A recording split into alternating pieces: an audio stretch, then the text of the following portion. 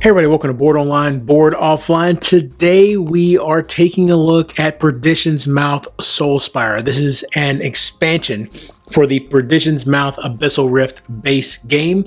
This adds some more of, some more characters, some additional cards, but it also changes some things. It sort of expands on the rules for the base game. It makes them a bit more advanced, a little bit more in-depth. It tweaks the way certain things work. One of the major tweaks is it actually is going to add an initiative track. So we'll take a look at all that. This is a preview. The crowdfunding campaign will be going up very soon. Check the description for the particulars for all of that. I also have an instructional video for Soul Spire, so check that out. This preview is going to focus on the new things that you can get in Soul Spire beyond what the base game offered. If you want a real detailed look at the base game, I have a full instructional series for that on the channel. Links in the description below for all of that. Now again, this is a paid preview. This is not a review. Keep that in mind. If you do end up hearing any opinions of mine during this, just take that with a grain of salt. For the most part, my previews, I try to keep it just strictly what you're going to see here. But of course, sometimes my opinions are going to slip through, especially with a game that I enjoy, and I do enjoy the base game for Perdition's Mouth quite a bit. Now, also, I do want to point out this is a prototype, so everything you see here is, of course, subject to change, not finalized components, not finalized, anything really. The rules are pretty much final, but of course, they can always tweak them, they can always change them. That's what the whole crowdfunding process entails most of the time. All right, so now first let's take a look at the new adventurers, the new heroes that you're going to be playing as in Perdition's Mouth Soul Spire. We've got Martinez here. You can see a ranged character. He's in this wheelchair, powered chair contraption. It's going to be a dwarf. Now, also, I do want to point out this symbol right here is another new thing that's pretty cool about Soul Spire. The heroes now are part of 3 different possible factions. You've got the Frozen Court, the Collective 13, and the Grand Lodge of the Change. This symbol means Martinez is part of the Collective 13. And so in a scenario, you could have any of those factions present, as well as the Insectoid faction, and all the factions, generally speaking, are going to be against each other. So that's a new piece there where you may have opposing factions that, you could maybe pit them against each other and, complete the objective for the scenario yourself. But that's something we'll look at more here. But here, look at this guy here. We've got Marate. He's got these mechanical arms and, he's got his arms. He's got these extra arms here, these legs, got some range stuff going on, at least at the upper end of his health track. And he's part of the Grand Lodge of the Change, as well as the Insectoid faction. Got Mogbog, I'm not really sure how to pronounce that, but he's a human who, oh, by the way, this one was, what was that? Anthroid, whatever that means. And we've got a human here who's part of the Frozen Court, melee attacker, not a whole lot of health though. Orn, who's a human. This is the symbol for neutral, so he's not part of any of the factions. Seiho, who's a human, part of the Grand Lodge of the Change. Also, for anybody interested in the lore, if in the base game, the Grand Lodge was allied with the insectoids, I believe, essentially is how that worked.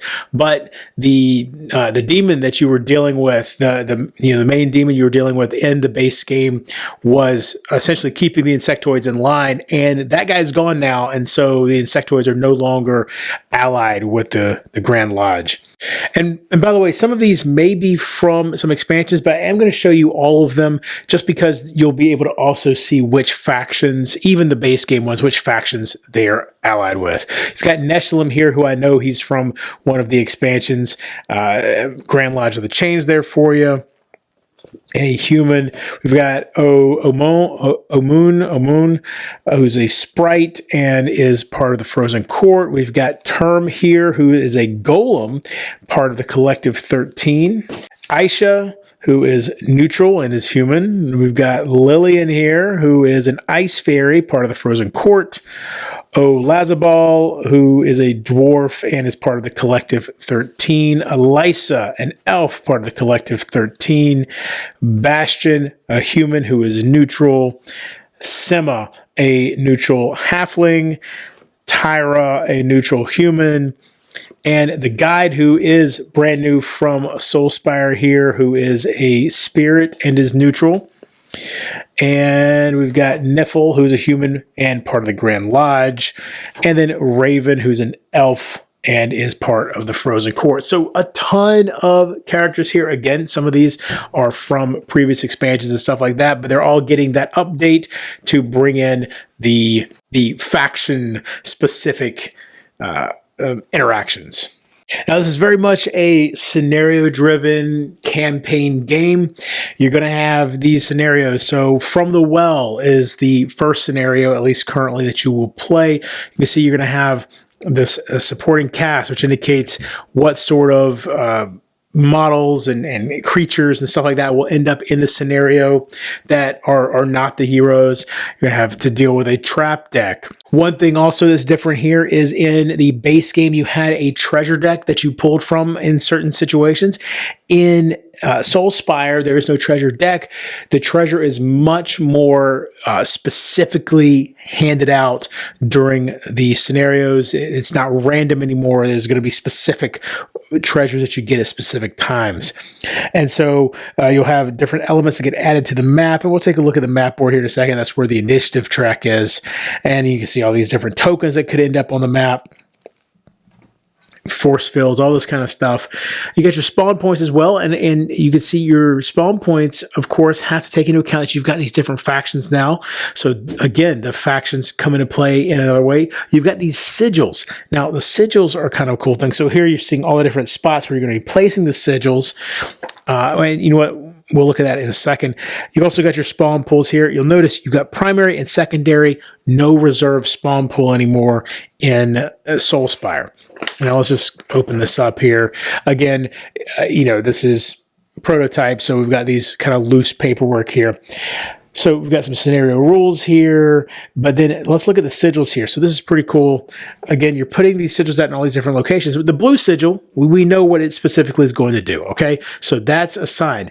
The green, purple, red, and yellow sigils, though, could be any of these effects. Force fields off, teleport, trap, or trap. And you won't know what they do until you either inspect or trigger one of these for the first time. So let's say you trigger green, you're going to pull from a bag which of these effects it is, and then you resolve it. And then all the greens you'll know are that for the rest of the scenario. You don't have to go blindly tripping into it. There are various things you can do to deal with the sigils. Besides just blindly activating them, you can inspect them, you can hack them, you can break them. So lots of options for you there to appropriately deal with them. And then you can see you've got victory conditions over here. The Grand Lodge, Frozen Court, and Collective each have slightly different victory conditions in this case. And these, of course, could vary even more depending on the scenario and your defeat conditions. Now, you see it says use map M4. So you've got this diagram here to build out your map. Shows you where all the sigils go and everything. And so then you pull out your map board and actually build it just like this. So this is the board that you'll have to place these pieces out. You've got, you're going to have a number of these that you're going to put out according to however the scenario has you do it. Some of them have these holes in them because you could technically fall through. There's a whole fall mechanic now built into the game where you're able to try to save yourself if you're falling and all this kind of stuff. So a lot of cool stuff there. Obviously, again, prototype, but obviously you're gonna have double-sided here. So you're able to, you're gonna have just lots of different options here. You can see they've maintained the symbology here for helping you remember how difficult a particular terrain square is to move into. Now you have this side that's obviously a very wide open area that you're able to really place a lot of stuff out. But on the other side, they have a bit more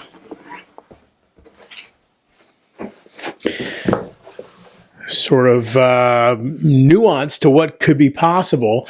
You can see how it's a much tighter in certain areas and everything. And so you have these two options available based on the scenario, of course. But one of the key features of the board, though, is actually not the board itself, but the edge here, which is the initiative track. So you're always going to have, so when you build the initiative deck, you're always going to have 18 cards in the initiative deck, plus the end of round card that always goes to the end. And you can see it runs along the bottom here. You've got 1 through 18 up the right side of the board, and up here at the top, end of round, that's where this end of round card goes. So it has everything you need to remember at the end of the round. So very useful to have that there for you. But then the initiative track itself might end up getting laid out something like this. So you've got all these different cards out on the initiative track, and you will have these, so in this case, that space is just not going to be used in this scenario. These are, generally speaking, randomly dealt out, though there are going to be scenarios that will specify where particular initiative cards are going to go on the track.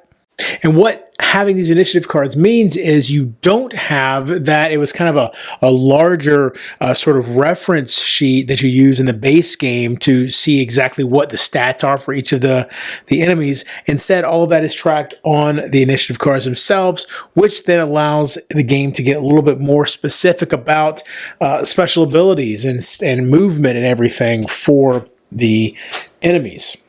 When you reach a hero initiative card on the initiative track, then any hero that has not gone yet is able to go in that space. You have these delayed initiative cards, which basically mean you can see what's coming, but it's not active yet. And then, at the end of the round, you'll pull the card off. And you might also, though, have tokens on top of the card first. And so you could have it delayed more than just a single turn. This, to me, this initiative track method for determining how the turn goes, instead of it being the monster's turn and the hero's turn, having it this way where you have this constant initiative order is really, really interesting to me, and is a major change to the way Perdition's Mouth operates compared to the base game. The way Spire operates, I should say, compared to the base game. Now, what this means is that the monster watchstone, the enemy watchstone now, is going to operate a little differently as well, because what will happen is you'll have you'll draw the response card one time for the entire round. And then, so if the response card was 2 and you get to the first monster, then they'll move, and then they'll attack, and then it resets. And then you get to the acolyte, and he'll move and attack, and then it'll reset. And then, so it goes all the way through just like that. And then at the end of the round, depending on various things, the 2 stones here might end up moving, 1 or 2 spaces or whatever it is, and then that will be where it'll start from the next time, and then you'll draw the response card the next time and see how many different actions the monsters will take, and each of them will get their opportunity to do that. So again, a pretty significant change from the way the base game handled that sort of stuff. So now another change is that you now have not 2 different sizes of models, enemies, heroes, but you actually have three. So you have the small, the medium, and the large. I believe the terminology is actually a little different, but regardless, you have these symbols here to indicate what they are. You also, when you meet a unique enemy, such as Kalen here, you can see that symbol right there is the unique symbol. So all the symbology here makes it very easy to quickly see what you're dealing with. Also, you might be asking yourself, well, hey, if we don't have that sheet that was used for the monsters in the previous game, how do we handle the different difficulty levels? Well, so you've got the guard here for the normal difficulty level, or the novice guard for an easier challenge, or the seasoned guard for a more experienced challenge. So that right there helps you or allows you to tweak the difficulty while still getting the same general feel for how they work. And you can see there's some stat differences here. We've got 1 defense versus 2 defense. This guy's got 4 movement, so there's some differences there. And then even though with these 3, there's no real difference beneath that, it does present the opportunity that as you go with other enemies and everything, they certainly could have some differences in their abilities there as well. And the last thing I want to kind of focus in on is the scenario guide here. When it comes down to it, this is a campaign game with a story, and you're going to be working your way through this. And you've got this initial bit to read here, and then you can go into a pretty lengthy, it says it is lengthy right here, a pretty lengthy introductory story that's going to present you with some options. You can go to story node 2 here, go through this, and story node 5, jump on over here, and and then right here you can see now you've got some options for what you're going to do, some choices to make. It allows you to skip that introductory story as well if you want to get right into the action. And so I think they've gone a long way to really presenting a more cohesive and clear story in Perdition's Mouth Soulspire. I have obviously not read all the way through this, but clearly, that's the whole idea here. That's what they're doing compared to what was in the base game, which had those story bits, but they were pretty short and just quickly get you into the next scenario. Bottom line is, I feel like the Perdition's Mouth Soulspire expansion takes what the base game was already doing well and expands on it, adds new layers to it, and then it cuts out some of the things that maybe did not work quite as well and they thought they could improve on it. The initiative track is, in my mind, one of the best improvements to the game. I, of course, love that they're adding a more cohesive and put together story. I'm a sucker for narrative games. Setting it up now with 3 different factions, 4 if you include the insectoids, is such a cool concept to have all those different factions battling against each other.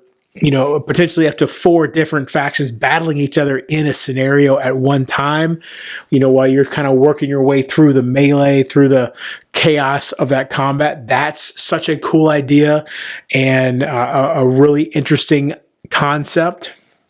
And there's so many different enemies that are coming for each different faction. That's the frozen court, and obviously there's some duplicates in here for the different the different levels of the creatures, whether it's the novice, the medium, the hard levels, but just a ton of variety in here for all the different characters. Oh, and I didn't even mention the heroes that you can play as. Some of the ones that you're not playing as may show up as NPCs for opposing factions.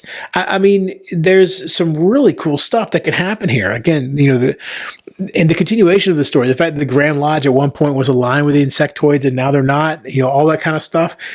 Just a lot of good stuff going on here in my mind. A lot of very interesting stuff. If you already enjoyed Perdition's Mouth and you're looking for not only more Perdition's Mouth, but Perdition's Mouth with some advanced changes, some very interesting changes. I think this will do it for you.